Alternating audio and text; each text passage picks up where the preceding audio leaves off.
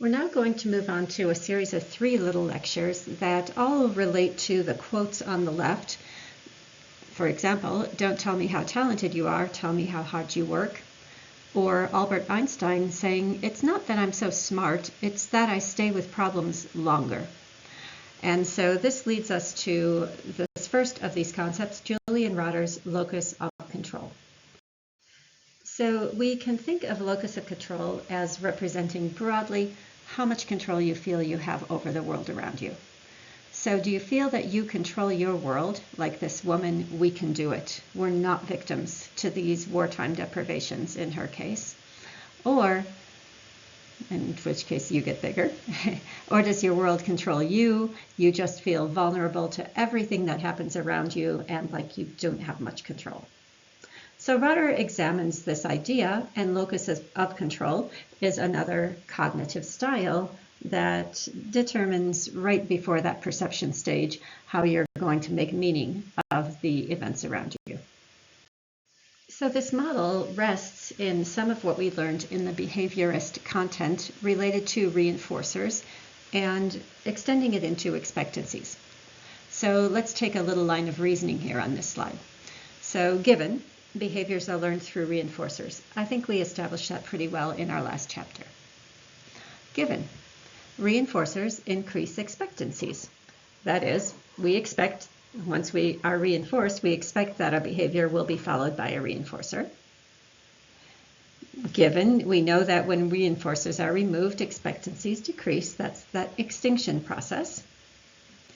And lastly, however, we know that some children will have many experiences in which their actions are reinforced. So in which they learn that their actions bring about this reward or this consequence. So that gives them a little control.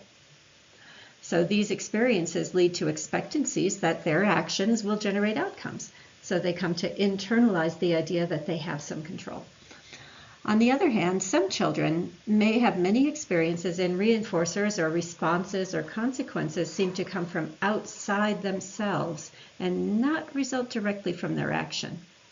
And so these children might learn that, develop expectancies that outcomes happen independently of what they do, that they have little control over their world. And maybe in this latter situation, you can think of people who have had lifetimes of poverty or oppression. Children growing up in these cultures may learn directly through their own experiences and vicariously through their parents' experiences that they really don't have control. That if someone decides it's time for you to move out of your house, then you have to move. It's not anything you did. You had no control over it. So we can see how these expectancies are developed through reinforcers in the environment and how they might shape patterns of expectancies that we call cognitive styles.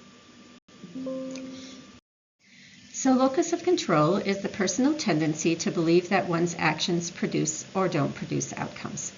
It is a cognitive style that is formed by reinforcers that happen to a person, either through their own actions or through coming from the outside.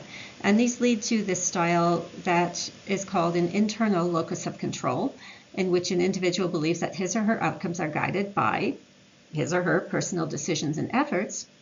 Some people fall on this side. They tend to believe that they have a lot of control over what happens to them. And other people operate under an external locus of control, in which they believe that their outcomes are guided by fate, luck, or other external circumstances, that they don't have much control. And most of us are somewhere, a little bit more in the middle, but we do tend to lean one way or the other way. We do find then that we have this internal and external locus of control, and that external is further divided into 2 subcategories, one in which a person believes that things happen to them because of luck or fate, and the other that believes that things happen to them because of powerful others.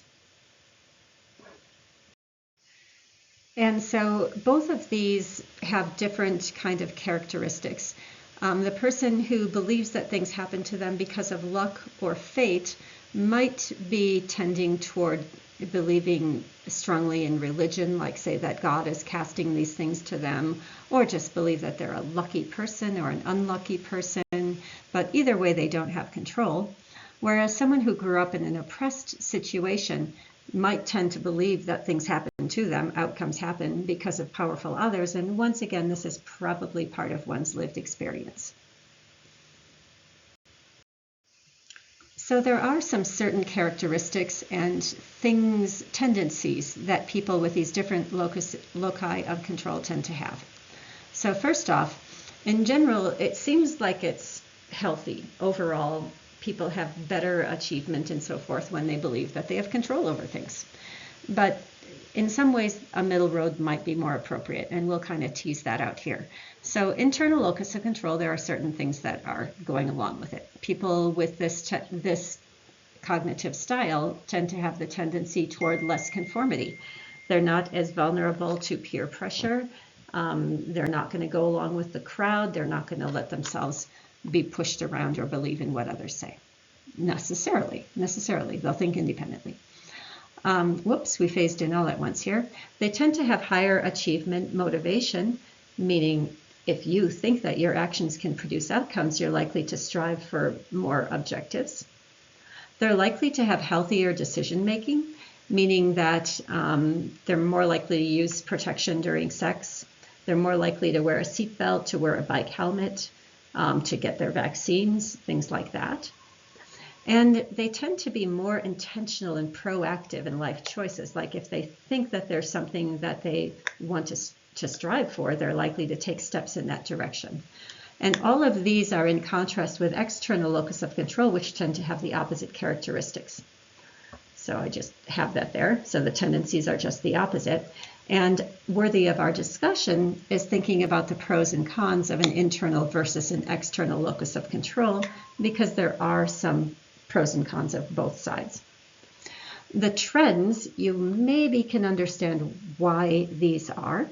Internal locus of control, people who with a higher internal locus of control are more likely to be male than female, are more likely to be older than younger, are more likely to be higher level employees like the manager than lower level employees like the attendant. And once again, you can think of the trends for external being just the opposite if you flip these, but can we think of why? What is it? Remember, Rotter posits that these are all forged from reinforcers, expectancies deriving from reinforcers through repeated patterns in someone's lives. So we'll give a little thought to why this might be. Happily for all of us, if someone has a locus of control that's not ideal for them, we can change. It's learned, it's not stable. Because it was learned through reinforcers, then it can be shifted out by changing expectancies, perhaps through changing reinforcers. It happens in response to circumstances. So having kids who maybe didn't have much chance to feel that their actions produce outcomes involve themselves in types of interventions like outdoor education, outward bound, in which you're spending time in the wilderness, or working with animals where your actions have direct consequences, that can help someone develop more of an internal locus of control, a more sense that they themselves can initiate action in their own world. And we'll discuss shifting in the other direction and why we might do that coming up in class. But just a little teaser for that right now. I'd like you to give some thought to the things that bug you. What do you complain about? Do you complain about all the litter? Does it bug you? Do you complain about the weather? Does it bug you? What gets on your nerves? And then you can ask yourself, well, do you have any control over it? And if so, are you doing anything about it? And so in order to really make good decisions, we have to think about what can we control. And we know perhaps this prayer of serenity that teaches people to, quote, accept the things that cannot be changed, the courage to change the things that can be changed, and the wisdom to know the difference. And this relates to locus of control to some degree. So where do you struggle? Do you tend to struggle through passivity, like not taking action when you actually could do something about it? For example, if this litter kind of thing or recycling is the sort of thing that bothers of you, do you just sit and complain about it? And then you ask yourself, is it something you could do? So is your greater struggle more with being passive when you could take action? Or is it more non-acceptance, like being really put out by the weather, even though there's nothing that can be done about it? Do you tend to be more resistant like that, non-accepting? Or do you have trouble knowing what can and can't be changed? So these are three different things that we have to ask ourselves, and each of us probably struggles in different ways. Some of us might try to control things that can't be controlled, too much of an internal locus of control. Others of us might have too much of an external locus of control and shrug our shoulders and say, oh, well, that's just the way it is. Also not very good. And so knowing where that line is might be the thing that each of us has to work on to some degree. So we'll close out this little segment with a Navajo alternative to this dichotomy of internal versus external locus of control by querying, is control just a false paradigm? And just this little quote, maybe we could think about it as everyone having a role in harmony with the earth, in balance maybe, and having a relationship with the earth instead of trying to control anything is the important dynamic. And this is a little bit of an abstract idea that maybe our time will allow us to play with later.